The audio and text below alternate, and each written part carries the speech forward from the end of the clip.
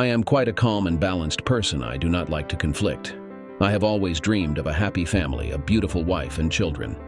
And it would seem that I already had all this. As if out of nowhere, a man appears who wants to destroy everything that I've been going towards all my life. I was furious.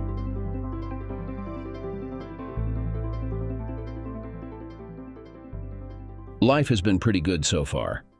I have a wonderful and attractive wife of 5 years, and we have 2 amazing boys, aged 4 and 3. I met my wife through mutual friends around 6 years ago, and they definitely proved the saying, opposites attract, true in our case. In high school, she was the quintessential all-American girl, while I was more of the rebellious type, just getting by. She went off to college, and I started working in a factory. She was into dressing up, whereas I was perfectly content in jeans and a t-shirt. You can probably see the contrast here. Despite our differences, we do share some common interests, which we'll get into later. We met at a New Year's party. She was accompanied by a date, a wealthy guy who likely used his money to attract women. Despite this, she didn't strike me as someone who could be easily bought. Most of the attendees at this party seemed to be financially well off, unlike me. I was just a regular factory worker, but a content one. I worked my 8 hours, enjoyed good benefits, and experienced little stress. You might be wondering how I ended up at this party in the first place. One day, while driving home from work, I noticed a car broken down on the interstate. It was a high-end vehicle, and being stranded there during rush hour is never ideal. As I pulled up beside it, I realized one of our office managers was in the driver's seat with his wife looking visibly upset beside him. I decided to pull over in front of their car and offer assistance. "Mr. Bailey, I'm John Davis from the rework department. Is there anything I can do to help?" "I recognize you, John. Thanks for stopping by. The car just suddenly died on me, but fortunately I managed to pull over to the side. I should have introduced you sooner. This is my wife, Emma." "Nice to meet you, Mrs. Bailey. I wish it were under better circumstances. Mr. Bailey, if you could open the hood, I'll take a quick look. I'm pretty handy with car repairs." I called Dortoria, but they said it would be about 2 hours before they can arrive. "I'd appreciate any help you can provide." He opened the hood, and I took a quick look around. "Mr. Bailey, did you have your battery replaced recently?" I asked. "John, just call me Dan." "Yes, we did have the battery replaced about 2 days ago." "It looks like your mechanic left a wrench on the battery.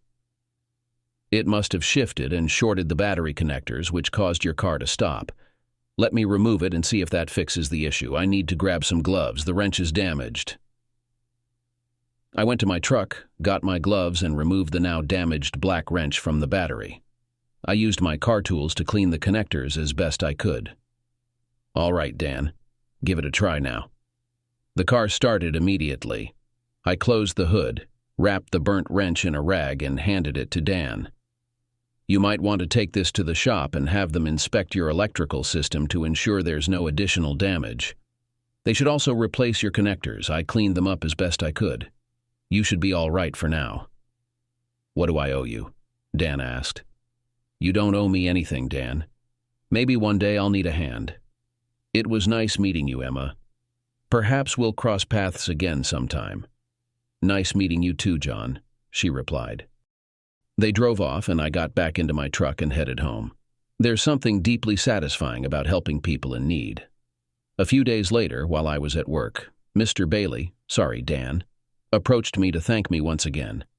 He mentioned that he had taken his vehicle to the dealership, where they had to replace a significant amount of wiring. He was told he was lucky that his vehicle hadn't caught fire. "I'm glad I could help, Dan. Emma asked me to invite you to our New Year's party if you're free. It's sort of a thank you for your help. Feel free to bring a date if you'd like, but if not, there will be several eligible ladies there." He handed me the invitation. "Thanks, Dan. I'm planning on coming alone for now. Please thank Emma for the invite. I assume it's a formal event?" "Dress as you like, John. It's a party after all." The goal is to have a good time. I wore slacks, a blue button-up shirt, and a sports coat. About as dressed up as I get.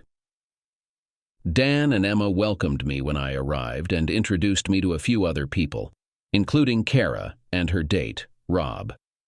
Kara, looking stunning and dressed up, greeted me with a smile. "Hello, John. Nice to meet you." Ray, on the other hand, was exactly as I had expected, an arrogant man from a wealthy background. Kara and Ray worked in the same office. Emma was a silent partner there, but also worked at the firm, though most people only saw her as a middle manager. More on Emma later. Ray was busy ingratiating himself with the higher-ups, so I approached Kara and asked her to dance. We hit it off immediately. As we danced, she shared a bit about her life. She mentioned that she and Ray worked at the same office and that she wasn't too fond of him, but had agreed to be his date for the evening. She knew everyone from her office who was there, but wasn't familiar with many of Dan's friends. I shared some personal details with her that I worried might be off-putting since I wasn't wealthy and didn't have any money. It didn't seem to bother her, though. She appeared quite independent. We danced 4 times in a row before she remembered she was with Ray and went off to find him. I danced with a few other women, but it wasn't quite the same. Once they learned I wasn't wealthy, most left after the first dance. I figured they were more interested in finding a wealthy partner than in love. For these women, money seemed to be the key to their success in life. At midnight, everyone was shouting, "Happy New Year," and exchanging kisses. I looked for Kara and found her standing there. I asked her for a New Year's kiss, and she gave me a quick peck. I pulled her back and gave her a deep, sensual kiss. After a few seconds, she relaxed and responded with equal fervor. We must have kissed 3 or 4 times before she finally pulled away. I asked her about her date, and she mentioned she thought he had gone outside with one of the secretaries. I offered to drive her home, and after a moment of hesitation, we said our goodbyes to Emma and Dan and left the party. "Kara, I'm not quite ready to take you home. Would you mind joining me at another party I was invited to? John, I don't know why I left with you. Ray is going to be upset with me on Monday. Tell him you saw him with the secretary and decided to leave. That's probably what he was up to anyway. Please come with me. Even if it's just for me, I want to show you off. You're the most stunning date I've ever had. But I'm not your date. You will be if you come to the party with me. Come on, Kara. Live a little." She gave me a smile, and I went to a neighborhood meeting where I knew my friends were supposed to be. Everyone I knew greeted us warmly, praising Kara's beauty. They bombarded me with questions about her, but I had no answers. We had a great time at the party, and most people welcomed Kara, although some women seemed to be jealous of her. After a few hours of fun, we left and I took her home. She was still living with her parents, but they were away for the weekend. "Do you want to come inside, John?" she asked. "Only if I can make love to you," I replied. "We only met tonight, John. How would you see me after that? I want to make love to you. I want to kiss every cell of your body. My feelings for you now will only get stronger later. I could fall in love with you if I haven't already." I could see that she was thinking, weighing her options. I didn't wait for a decision. I took her by the hand and led her to the door. She handed me the key and we went into the hallway. She took off her coat and we went up to her bedroom in silence. Once there, I kissed her. "John, I've never done this on a first date before. I want you to know that." The next few hours were great. We started dating more seriously and eventually got married. Her parents weren't thrilled with our marriage, but Kara was adamant. She told them that we would run away if we couldn't get married, and they couldn't accept that in their society. They threw us an enormous wedding, and I actually felt out of place there. The only people I knew were my parents, Dan and Emma, and of course Ray, who had invited her entire office. I had invited a few colleagues from work, but they didn't come to the wedding. They sent us cards and gifts, but mentioned that they would have felt uncomfortable attending. Her parents gave us $50,000 as a wedding gift for a down payment on a house. We bought a rather modest home, though it was still more than I could comfortably afford. I took on extra work to help manage the payments. Kara never complained about our financial situation, though I wasn't sure if her parents occasionally gave her extra support. Kara knew I wanted to be the primary provider and preferred minimal assistance from her family. Not long after we married, Kara became pregnant. We didn't have to get married, but after our wedding we were intimate day and night for weeks. Our son Jimmy was born, and Kara took maternity leave to be with him. After about 2 months, she went back to work part-time, as we needed the additional income. A little over a year later, our second son, Jerry, was born. We kept up with the J names, Jimmy, Jerry, and me, John. I hoped we wouldn't have any more children for a few years, so Kara decided to start using birth control. She took another leave of absence for what was supposed to be 2 months, intending to return to work part-time afterward. However, we received some distressing news. My plant was closing, and they planned to merge it with another facility 2 states away. I was stunned. This job was all I'd known. I'd been working there since high school, and now I was facing unemployment. I came home to discuss the options with Kara. We could either relocate to Illinois, where the new plant would be, or accept a severance package based on our length of employment. Everything had to be decided within 60 days. Kara said she didn't want to leave the state. Both of our families were here, and she felt the kids should be close to their grandparents. Job opportunities were scarce in our town. Kara suggested that I become a stay-at-home dad. I was surprised to learn that her full-time job paid $80,000 a year, a detail we had never discussed before. She was earning this money on her own without any help from her parents. When I asked her why she hadn't shared this information earlier, she explained that many men felt insecure when their wives earned more than they did. She assured me that I was in no way inferior, that she loved me deeply, and that we would navigate this challenge together. At that moment, we didn't have much choice, so I took on the role of a stay-at-home dad. It's been almost a year now, and it's actually quite nice, except for the diapers. I go to the park with my sons almost every day, where I communicate with other moms and babysitters. Let me tell you that conversations can be quite stressful. They didn't seem to mind that I was a man among them, but some of the things they discussed were more explicit than anything I'd heard in the gym locker room. I get offers almost daily. I'm not sure if they're all serious, but I'm sure some of them are. Some women seem to like to flaunt themselves. If I didn't love Kara so much, I could date a lot of women. In fact, I'm only close to Kara, who rarely turns me down. I should make it clear that not all the women in the park behave this way. Only about half a dozen out of 30. I don't want you to get the impression that all women are like that. I also chat with other mothers, learning a lot about parenting, cleaning, and what women sometimes lack in their relationships. It helped me establish a relationship with Kara, especially in the bedroom. I recently tried new recipes from some of these women. They bring me samples, and if I like something, I try to recreate the dishes in a new way. I've become a pretty good cook over the last year. Kara came home and wanted to talk. She mentioned that the company had hired some new managers and brought back a few employees from other offices. You look a bit unsettled, honey. What's wrong? I asked. Some good news is that they hired Dan, Emma's husband, for an office role.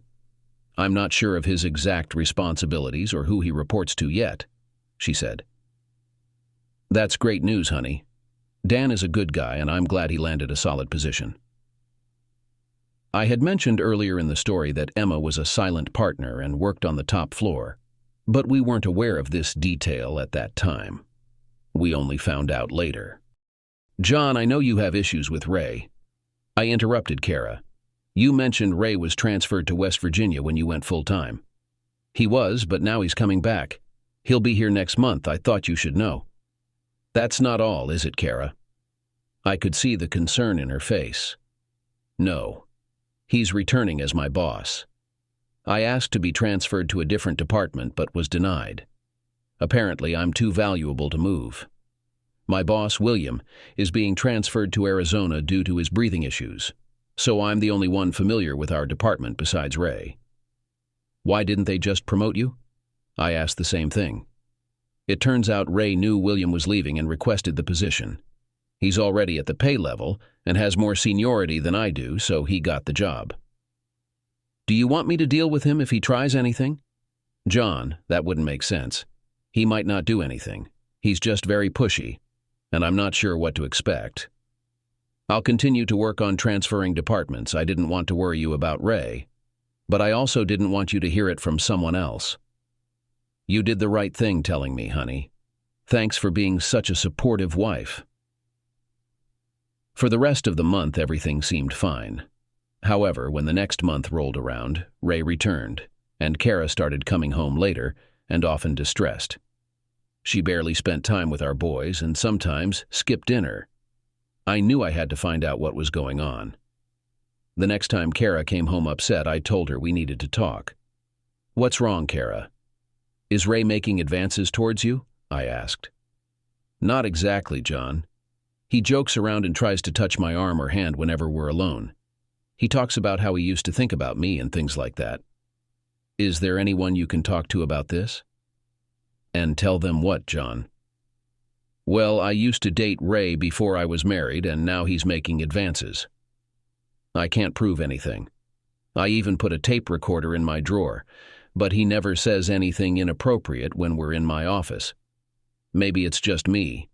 Maybe I'm overreacting.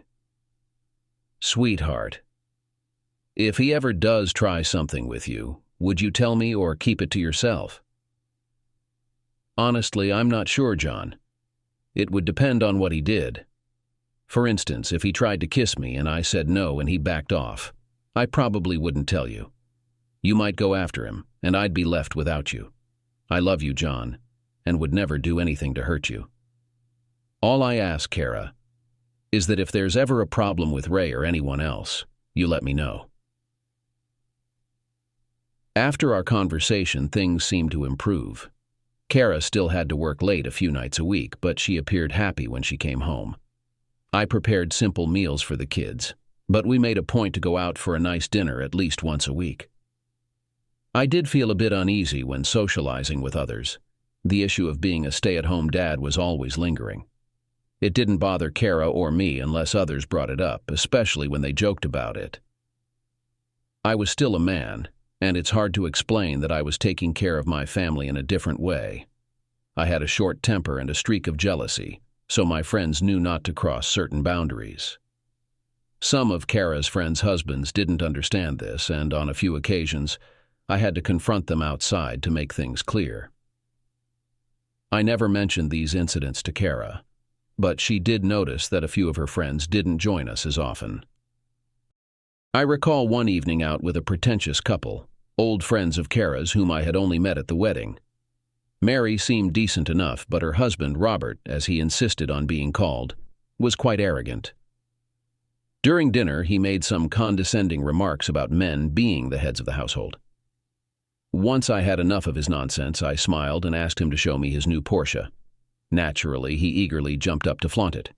We told the women we'd be right back and headed to the parking lot to check out his car. I pressed his face against the car, grabbed his arm, and twisted it behind his back. I struck him 2 hard blows and gave him a serious warning. You arrogant jerk, I've had enough of your shit. If you make one more remark about me being a stay-at-home person when we get back to the house, you'll be in trouble. Do you understand? Yes, I'm sorry, John. I'm really sorry. Please don't hurt me. Let's go back inside, you weakling, and you better behave as usual, I said. When we got back, I praised Kara for her beautiful car and said she deserved the same one. She appreciated the compliment and said that maybe someday she will have the same one, but for now she is happy with her current car. She drove a decent, if somewhat outdated, Mercury. I traded my pickup truck for a van to accommodate the kids, as we needed more space. Throughout this conversation, Robert hardly spoke, and I noticed that his wife was glancing at him, probably puzzled by his silence. One day, Kara came home from work and mentioned that she wanted to see a stage play. She asked Mary if she and Robert would like to join us, but Mary declined. After some insistence, Mary revealed that Robert didn't like me and wasn't interested in going out with us. I figured Mary had told Kara about the incident in the parking lot where I'd confronted Robert. I was curious about how he had recounted the story since he didn't put up much of a fight. Kara was angry with me. She suggested that maybe she should just go to the play with Mary and Robert and leave me, the caveman, at home. "If that's what you want, go ahead," I replied. "I don't even care about the play. You know what? Ask your boss Ray to go with you.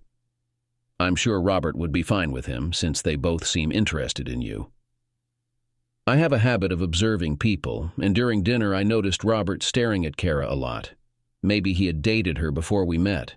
We never discussed our past relationships, which was probably for the best. I used to date anyone who was interested. My motto was, if they were willing, I was interested. Kara was upset with me as well. "Maybe I will," she said as she went to check on the kids. Neither of us apologized, and by Saturday she was getting ready for the play. I wanted to ask her who would be going, but I didn't want to provoke another argument. It had only been 2 days since our fight, and we were barely speaking. I called out to the boys, "Let's head to McDonald's for dinner." I didn't even say goodbye to Kara. "What about Mommy, Daddy? Isn't she coming with us?" "No, she has plans with friends. You'll probably see her tomorrow morning. She'll likely be out late tonight." Kara looked at me with disappointment. I must have provoked it myself. Maybe I deserved it. "You're a jerk. You have no right to talk to me like that.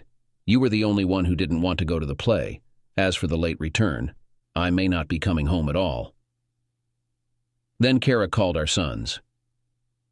"Jimmy, Jerry, Mom is going to the play with her friends tonight. It's not for kids, so Dad will look after you. I'll see you tomorrow, and then we can go to the park, okay?" "Can Dad come to the park with us, Mommy?" Jimmy asked. "It depends on Dad if he wants to come. See you in the morning. Just remember that Mom loves you. Now go have fun with Dad at McDonald's." She kissed them both and went back to her preparations. I felt really unhappy. We didn't fight often, but when we did, it was always like this. My damn temper and jealousy, as well as her unwillingness to budge. There wasn't much I could do now except hope that it was just a fight and that Kara would forget about it. The kids really enjoyed McDonald's. I bought baby food for each of them, and they seemed more interested in the toys inside than the food. They were playing in the playroom while I was watching the people around.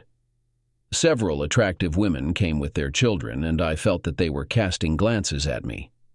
They probably thought I was a divorced father taking his children for a walk. Who knows, maybe one day it will turn out to be true. What was I thinking? My mind was racing, and I didn't like where it was going. One thing I knew for sure. If Kara ever cheated on me, I would be ready to violently confront the situation and break off the marriage. After the children had played for about an hour, we went to the airport to watch the planes take off and land. The boys were delighted and constantly exclaimed, "Look, Dad, there's a big plane flying. Do you see him, Dad?" They kept asking me about it every time a plane flew by, which happened quite often at the airport. By the time we got home, it was already dark. I bathed them and put them to bed. They looked like two little angels when they lay side by side. They were really good boys and behaved much better than I did when I was a kid. I loved them so much and enjoyed spending time with them. But what I missed was Kara. Since Ray returned to the city, we've had meetings after meetings, and the time spent away from our family has really bothered me. I was lying on the couch and watching what was on TV. It looked like it was a children's cartoon channel. I just needed some background noise. Around midnight, I heard a car pull into the garage, and Kara came in. I pretended to be asleep to avoid meeting her. I watched her examine the boys, then decided to take a shower, and after that, went to bed. I waited for about an hour before getting up. I had to go to the bathroom, but first I wanted to make sure she was asleep. Relieved, I went to the clothes basket. Although I had never treated her with suspicion before, I found myself checking her underwear. I just needed to see if anything seemed wrong. There were no spots or signs of anything unusual. I hoped nothing had happened. I went back and crashed on the couch. I was the first one up in the morning and noticed the play program sitting on the counter. It seemed like she had gone to the play, but who was with her? I wasn't going to ask. I wanted her to tell me if she chose to. The boys were up and wanted pancakes for breakfast. While I was making them, the boys jumped into bed with their mother. I could hear them chatting about the prize they got in their kids' meal and what they had played with. Then I heard her ask them what Daddy did while they played. He just watched us, Mommy. Did he sit with anyone? No, Mommy, he sat in the kids' room and watched us play. What was that all about? She goes out and doesn't trust me. Damn it. Maybe I should give her a reason. She could take the boys to the playground on her own. The boys came into the kitchen and started eating their pancakes. Kara came in, trying to be pleasant, but I didn't reciprocate. She ate 2 pancakes and sat talking with the boys. Before she could ask if I was going to the park, I told her I had plans for the day. She'd have to manage the kids without me. Where are you going? She asked. I have plans. I'm meeting friends. I need some time to myself, I replied. I could see that she was very upset. She did the same thing to me last night, and I was fed up of being treated like a rag. I changed into a nice shirt and trousers, advised the children to have a good time in the park with their mother, and left the house. I didn't have a specific goal. I just wanted to get back at her. It was incredibly stupid of me. Our marriage was like a time bomb, and neither of us did anything to defuse it. We were both too stubborn to stop this madness. I spent about an hour at the airport and, deciding that they would be in the park, returned home. I had been there less than 5 minutes when the phone rang. It was Mary. She called to apologize for not coming to the play. Didn't you go to the play, Mary? I asked. No, and I'm really sorry. I was careless. Please ask Kara to call me when she gets home, okay, John? I'll make sure she calls. Thanks for letting me know, I replied. Now I'm really angry. If she didn't leave with Mary and Robert, then who did she go with? Probably with Ray. I was filled with despair, and I couldn't think straight. Since the bars were open, I decided to go out for a drink. It was something I hadn't done in years. I went to the local bar where my old friend Julie worked. In fact, she owned this place. She was about 15 years older than me, but I could trust her. Hi, John. What a surprise to see you here. I haven't seen you without Kara in ages. What can I get you? First, get me 3 double whiskeys and 3 beers, Julie. You're going to get drunk, aren't you? Do you need to talk to someone? Not now, Julie. Maybe later. For now, I just want to get drunk. If I run out of cash, will my account still be valid? You always have good credit here, John. Just let me know if you need anything. The bar was almost empty, with only a few early customers and a regular. An older woman, probably willing to do anything for a drink. Hell, maybe I'd just sleep with her. I drank and drank until I was completely drunk. The barmaid, to be honest, I didn't even know her name, came and sat next to me at the table when I had already had a lot to drink. I signaled to Julie to bring the woman a drink. She thanked me, quickly drained her glass, and asked if I would like to accompany her. Julie came over and told the woman to leave. She said that this woman was harassing her friend and that I was married. Julie told her to back off and stop harassing her clients. I vaguely explained to Julie that she had scared the woman away and that this was not necessary. Damn it, John. That woman will be back tomorrow. You remember her, old Margaret. You probably slept with her 7 or 8 years ago, Julie laughed. I would have slept with her now if you hadn't sent her away, I replied. John, you couldn't get up right now even if your life depended on it. I called you a taxi. Try not to fall asleep until it arrives, if you can. I was pretty out of it. I glanced at the door and Kara walked in. Julie had called her to pick me up. The 2 women managed to get me into the car. My sons were laughing at me from the back seat. I heard Kara thank Julie for calling her and telling her that we would come for the car the next morning. I passed out, and Julie let me sleep in the car with the garage door closed. When I woke up, it was completely dark outside. 3:30 in the morning. I stumbled into the house and made my way to the bathroom. I took a piss and almost threw up, but fortunately I didn't make a mess. I went back and lay down on the couch, falling back to sleep. The next thing I knew, Kara woke me up and said we needed to talk because things were getting out of control. She had an all-day meeting today and tomorrow, but said we needed to talk as soon as possible. She mentioned that she had arranged for our neighbor to take me to get the van and that he would arrive at 10. She was running late, had to leave. And after a quick kiss on my cheek and telling me she loved me, she went out the door. I got up, made a pot of coffee, and waited for the boys to wake up. I barely remembered what had happened the day before, but recalled Mary's call. She and Robert didn't go to the play. I had a pounding headache and took some ibuprofen to help ease the pain. I gave the boys cereal and dressed them, then got myself ready and waited for the neighbor. We all piled into his van, and he drove us to retrieve our van. I thanked him and apologized for any trouble I might have caused. "No problem, John. I had my fair share of these kinds of mornings back in the day," he replied. I buckled the boys in and drove to Kara's office, bringing them along. This was the first time they'd ever seen their mom's workplace. I visited her secretary and was informed that Kara was out of the office for the day.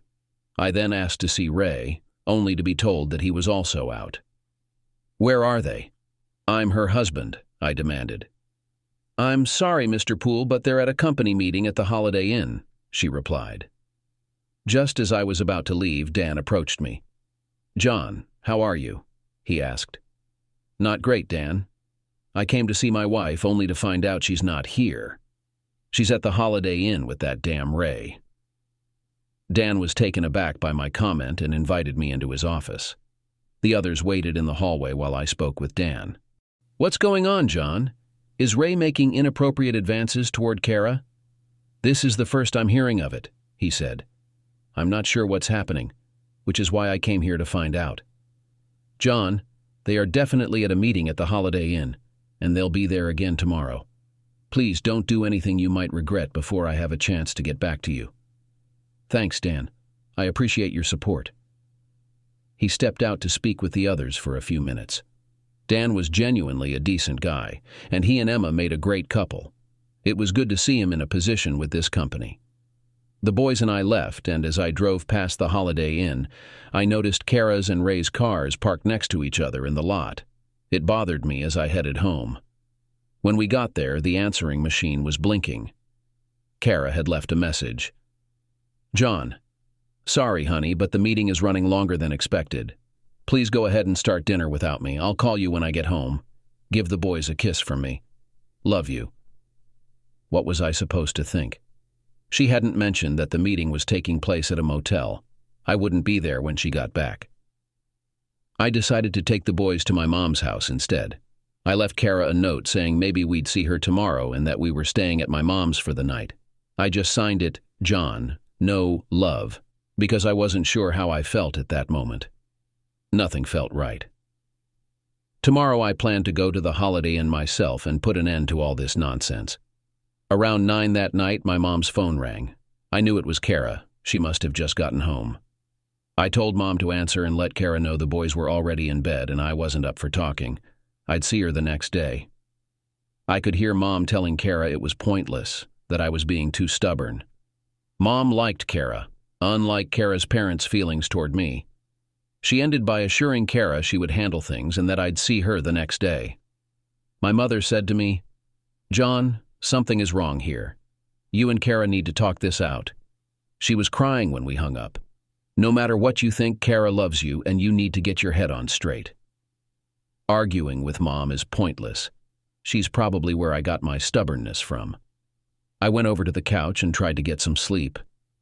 I was getting pretty used to sleeping on couches. The next morning I was trying to figure out what to do. There was so much circumstantial stuff, but it all added up.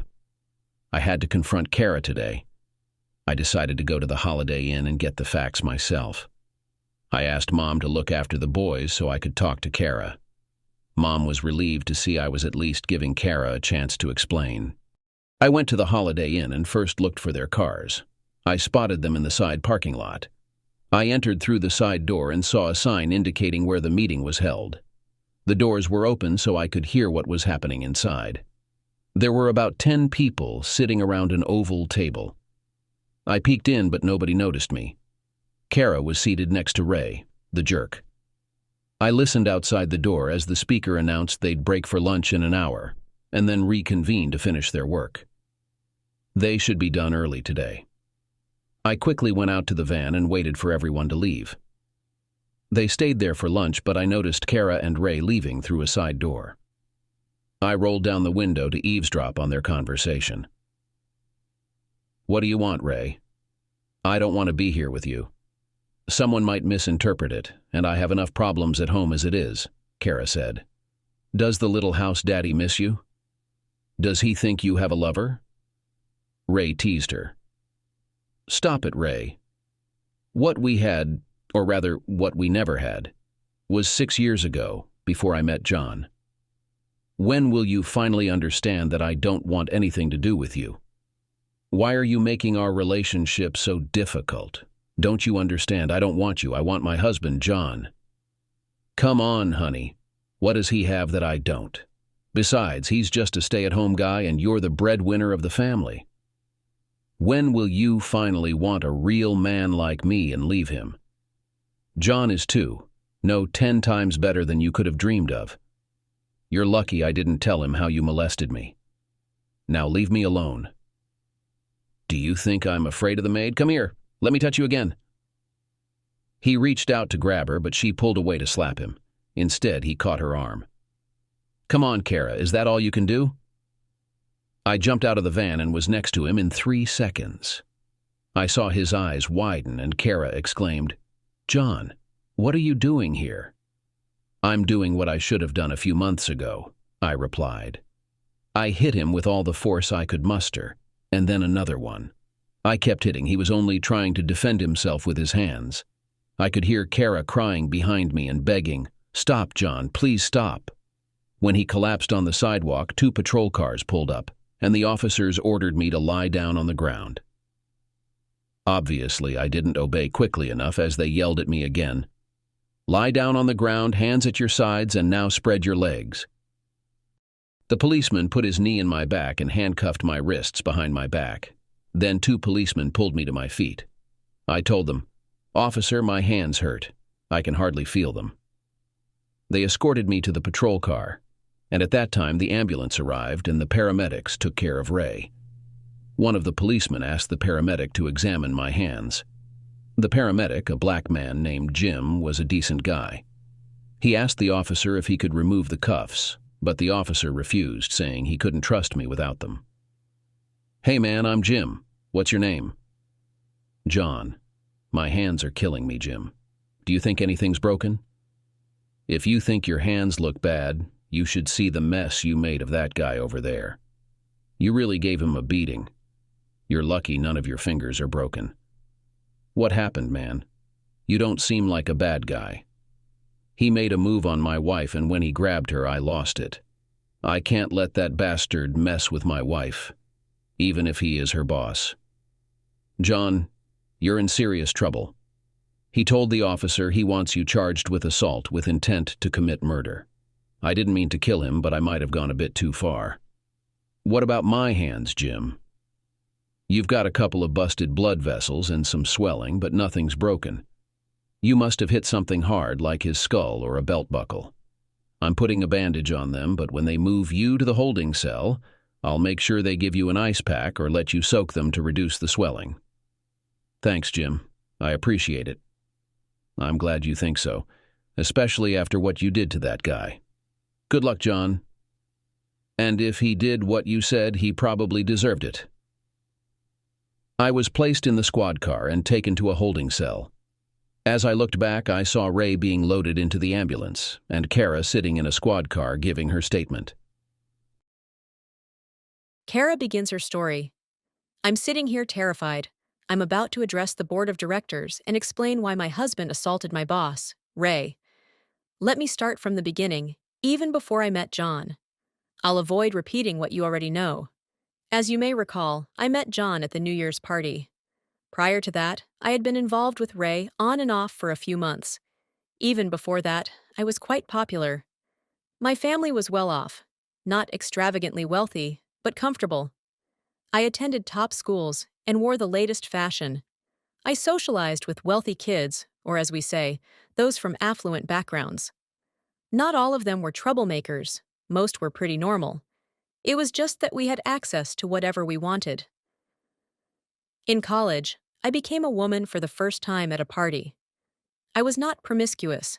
I could count on the fingers of one hand the number of men I had been with. When I started working at Bookbindings Inc., I was quite popular. I worked in the marketing department and got along well with most people. That's where I met Ray. We were on equal terms, although he had worked at the company for about a year before I joined. We started dating, and he was very similar to other guys I knew. Privileged and self-centered, focused solely on himself. After Christmas, I made a mistake. We had intimacy. It was disappointing. He was pleased with himself. The only reason I went to the New Year's Eve party with him was because it was planned long before our brief meeting, and we worked together. I had no intention of getting intimate with him again. It's almost funny to call it a dream. It would be much nicer if I were actually asleep. I met John at a party. He had the same bad guy mannerisms that I was warned against. After we left the party and went dancing with his friends, it was like a scene from the movie Titanic, where Rose had the best time of her life with Jack. I felt something similar with John. I didn't want this evening to end. It felt like a glimpse of something more meaningful, and I felt it deeply with him. When he drove me home, I felt that something important was about to happen. I wanted to be close to him, but I was nervous about what he might feel after that, or whether this experience would match the idealized fantasy that was in my head. It was an incredible experience. John embodied everything I dreamed of, and even more. The pleasure was huge, and at that moment, I realized that I wanted to marry him if he agreed. My parents and brothers were opposed to my marrying John. I told them that I loved him, and it was up to them to decide whether they wanted to be a part of our lives or not. They grumbled and complained, but eventually they agreed to the marriage. As you know, John and I have 2 sons, who are the center of our world. After each of their births, I took time off to be with them, and I hated even working part-time because it meant being away from them. They were our little boys and took so much after John. When John lost his job, we were uncertain about what to do next. I suggested that I return to full-time work and he could stay home with the boys. Initially, he thought it was a bad idea since he was supposed to be the primary breadwinner. Jobs of good quality were hard to come by in our area. Eventually, I went back to work while John stayed home with the children. In a way, I became envious of John. I loved him dearly, but he was home with our boys where I wished I could be. I also worried about John and the other mothers at the park. He's unaware that I know the women think he's attractive. I constantly feared he might leave me for one of them. I even questioned the boys about what Daddy did when he took them out. I was terrified of losing him. Then, as I started working longer hours and saw him less, I knew it was straining our marriage. But what could I do? We needed my income to survive. I understand I'm not the ideal working woman. Balancing a job, family, marital love, household chores, and everything else is challenging. I was piling more responsibilities on John and contributing less to our relationship. It worried me greatly. Ray later moved back here and was set to become my boss. I have a strong dislike for him, and John was unaware that Ray and I had been intimate once before I met him. We had never discussed our past intimate experiences before marriage, and we both agreed that this was a closed topic. Now, work had separated me from the man I love and placed me in close proximity to someone I despise. I was conflicted about how to handle the situation. Ray kept making advances, and I was scared to tell John because I knew how he would react. Eventually, he did react as I feared. John has a short temper and can be quite jealous. He's very protective of what he considers his, which I both love and dislike. His presence makes me feel secure, yet I was deeply troubled by how people mocked him. I was unsure whether to defend him or stay silent. If I defended him in front of John, it would likely anger him. Though John was capable of handling his own problems, he was still my partner, and I wanted to stand up for him. I told many of my girlfriends that if they had an issue with John, we didn't need to be friends anymore. I defended him when he wasn't around to do so himself. I told Mary and Robert off because John was more important to me than they were. Mary later called to apologize and admitted her mistreatment of John was wrong. I suspect that the husbands of my friends were envious of John. He enjoyed a stable life and family, while they were often away and stressed about money. John received a call from Mary and realized that they hadn't gone to the play with me. Now he's suspicious of Ray again, which frustrates me to no end. He always accuses me of having affairs when I haven't done anything wrong. During heated arguments, we all say things we regret. I made a mistake by joking that I might have an affair, and of course, he took it badly. We're both so stubborn and needed to communicate better to work through our issues. I was nervous about telling him that our meeting would be at the Holiday Inn, fearing he'd misinterpret it. And he did. On the first day, we had 20 attendees, and the meeting ran late. I called him, but he hung up on me. I felt helpless and reached out to his mother, who's a kind person, but said she knew he wouldn't speak to me. I went to bed devastated and cried all night. The next day was our final meeting. I hoped that afterward, John and I could spend some time together alone, because I love him deeply. At lunch, Ray asked to speak with me outside. I confronted him and tried to slap him when he touched me inappropriately. What happened next is a blur. John ended up violently confronting Ray. I was terrified that John would hurt Ray badly, and that I might lose him forever. Now John's in jail, and I'm preparing to tell my story to the board of directors. I'm frightened, and I don't have John to support me. Here I am, sitting in a jail cell facing charges of assault with intent to maim or injure. It's ironic, considering that's exactly what I intended. Looks like I'm guilty. They didn't press a murder charge because I didn't have any weapons on me, not even my car keys, which I left in the van when I jumped out. I had to soak my hand in a bucket of ice while in the holding cell. They're incredibly painful and still swollen, with several cuts and bruises. Jim says they should improve in a few days. My bail was set at $100,000. I could post bond and get out for $10,000. I tried calling Kara, but I keep getting her voicemail. I guess I've left her with enough to deal with. An officer came by my cell and told me my bond was paid, and I just needed to sign some papers to be released. I've only been here overnight. How did Kara manage to get the money? As I walked to the front desk, there was my father-in-law, a man I haven't spoken to more than 50 words in the past 5 years. He's the one who loaned us the money to bail me out? John, we need to talk. Kara reached out to me about your situation, and I'm so sorry. You see, last Saturday, Kara opened our eyes. Mr. Carson, what happened last Saturday? Kara went to the play that day. Yes, she joined my wife and me. She mentioned that there had been a misunderstanding between you two. We expressed our concerns, believing you weren't right for her, and she put us in our place. She shared how much you mean to her, how you make her feel, and how deeply she loves you. She also mentioned how Jimmy and Jerry adore you and that many husbands envy you. She called you her knight in shining armor, and you truly proved that yesterday by protecting my daughter, your wife. I sincerely apologize for the way I have treated you over the years and ask for your forgiveness. I'm a stubborn person, and this is difficult for me. But I hope we can become better friends. I also hope my 2 sons can meet your standards. Thank you, Mr. Carson, for helping me out. I would like to build a closer relationship with you and Mrs. Carson. Your daughter loves you deeply, and it's tough for her when she has to choose between us. Right now, I need to find out how long I might be away. I may need you to look after my family. John, we'll fight this. I know Kara well, and she's honest. She might not share the whole story every time, but she won't lie about it. For now, we need to get you back home to your boys. Kara is at her office trying to clarify what happened. Mr. Carson dropped me off at my house. Kara had left me a note in case I was released on bail. "Honey, I'm at the office trying to figure out my job situation. Please stay at home if you get there before me. I miss you so much. I left the boys at your mom's. John, please believe me. I love you with all my heart. I hope you're there when I get home. Love, Kara." I'm fairly certain that Kara didn't cheat on me with Ray, but now we have other issues to deal with.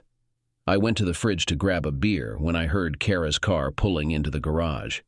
I quickly grabbed another beer and opened them both. As soon as Kara walked in, I handed one to her. "Here's a peace offering for all the trouble I've caused. I love you and believe we can get through this if you'll stay with me. Kara, I'm a fool for not fully trusting you. Please forgive me if you can." I had tears in my eyes because I was sincere about what I said. Kara started crying and hugged me. I was still holding the beers in both hands. "Honey, could you take one of these before I spill it?" She smiled through her tears. "John, I love you so much. I never cheated on you. I didn't even consider it. Please believe me. I just didn't share everything because, well, now you understand why. From now on, I'll be more open with you. Maybe we can address issues before they escalate." I wanted to explain what was going on, but then you started accusing me, and we're both pretty stubborn. "We need to communicate more," she said. "I agree. No more secrets or untold stories. When your dad bailed me out, I was shocked to see him. He apologized and told me that you had stood up for me and told them off. He also mentioned that you went to the play with him and your mom. All this time, you never mentioned it. As I said, you kept accusing me of wanting Ray and going out with him. I got frustrated and said, 'Fine, believe what you want.' I never cheated on you and was always on your side. You just didn't see it and assumed the worst. I've been such a fool. You're right, we do need to communicate more. Are you going to tell me what happened at the business today? I haven't been updated on what's going on. You won't believe this, but I was brought before the board of directors to explain our side of the events, and Emma was on the board. I nearly lost it when I saw her. No wonder Dan got his position so easily. If I were on the board, I'd hire you," she said. "I talked to Dan the other day, and he advised me not to do anything rash until he got back to me. I should have listened. But when that creep tried to touch you, I lost my cool. I'm really sorry, honey." "John, you never need to apologize for protecting me. It's one of the things I love about you. You're my hero," she said with a smile. "Your hero is on the brink of going to prison unless I can find a way out of this situation," I said. "So what happened in the meeting?" Emma began by saying that she was inclined to believe you and thought you must have been provoked to act as you did. I explained that Ray had been hitting on me persistently despite my rejections. Emma suggested I should have reported Ray to the board, but I explained that I didn't have any proof. It was just his word against mine. One of the other board members mentioned that I should have reported the incident to have it documented. After several complaints, they would have looked into it and taken disciplinary action. I went on to describe everything that happened, including how Ray grabbed my arm, and you came out of the van to protect me. Did they mention anything else? They had spoken to Ray at the hospital, and his version of events was quite different. They told me that Ray claimed you had seriously injured him and had pressed assault charges against you. He would be in the hospital for another day or two. They asked if I wanted to file a harassment complaint against Ray. I doubted it, having no proof. Emma took me aside and insisted, "Kara, trust me. Apply." So, following her advice, I filed a harassment complaint. The board instructed me to take the rest of the week off and return on Monday after they had reviewed all the evidence and made their decisions. I inquired about my job status, and one of the board members said they would update me on Monday. "Oh, honey, I've really messed things up this time," I said. We had a few days to spend with the boys, and since we didn't have much to do right now, we decided to take the whole family to the zoo with them. After the zoo, we went to their favorite place, McDonald's. and then they wanted to watch the planes for a while. Let me tell you that all this was much more fun for the whole family. Even the French fries tasted better to them. After putting the boys to bed, Kara asked if I would make love to her. I didn't have to be asked twice. We spent the next 2 hours together and then we fell asleep. The next morning, Kara's father's lawyer called us. He assured us that there was nothing to worry about and informed us that Kara's father would pay all legal costs. Although I was uncomfortable accepting money from him, Kara explained that this was his way of apologizing. She was right, and given our financial situation, we needed help. On Monday morning, when Kara was preparing to appear before the board of directors, I gathered the boys and put on trousers and a sports jacket. Kara noticed this and asked, "Where are you going?" "We'll take the boys to your mom's, and I'll go with you. I've made this mess, and I'll be there for you through it all. You can't handle this alone." She got emotional and kissed me. After dropping off the boys, we went to the office and made our way upstairs to the waiting room. The receptionist emerged and asked Kara to come into the room. Kara asked me to wait for her. She entered the boardroom and was invited to take a seat. "How are you doing, Kara?" Emma inquired. "As well as can be expected, but I have John supporting me," Kara responded. "How is John managing? How's he holding up under the pressure?" "He's waiting for me in the waiting room. He didn't want me to face this alone." "John's in the waiting room? Please ask him to come in," Emma said. The receptionist then invited me in. I sat beside Kara and held her hands. "How are you doing, John? How are your hands?" Emma asked. "They're healing. I'll be all right in a few days," I replied. "John, Kara, we have some potentially good news for you. We had Ray in here earlier, and John, you certainly made an impression on him. We discussed the harassment allegation you filed last week. Ray denied everything. We asked him what provoked you to attack him, but he didn't provide a clear answer." Another board member continued. "Ray mentioned that although the charges couldn't be substantiated, which we agree with, he would be prepared to drop the charges against John if you, Kara, agree to withdraw the harassment charges against him and ensure that no disciplinary action is taken against him. So, Kara, it's up to you now. Are you willing to drop the harassment charges against Ray in exchange for him dropping the assault charges against John?" Kara, tears streaming down her face, squeezed my hands tightly. I noticed Emma's eyes welling up as well. "Yes. Oh, God. Thank you so much. I don't know what to say," Kara sobbed. I interjected, "Emma and everyone else, I want to express my gratitude for your efforts here. However, I need to ask, will my wife still have to work under Ray? I'm concerned that it would be difficult for me." Another board member responded. "We took that into account as well. We might have a suggestion, but it's up to Kara to make the final decision." "Kara, would you be willing to take over as department head?" "I don't understand. You said there wouldn't be any disciplinary action. What happens to Ray if I accept the promotion?" Kara asked. "He'll be returning to West Virginia. He raised concerns after agreeing to the lawsuit, but we assured him it wasn't a disciplinary measure, just a strategic business decision. He'll be on sick leave for about a month and then reassigned. We're not sending him back in his current condition.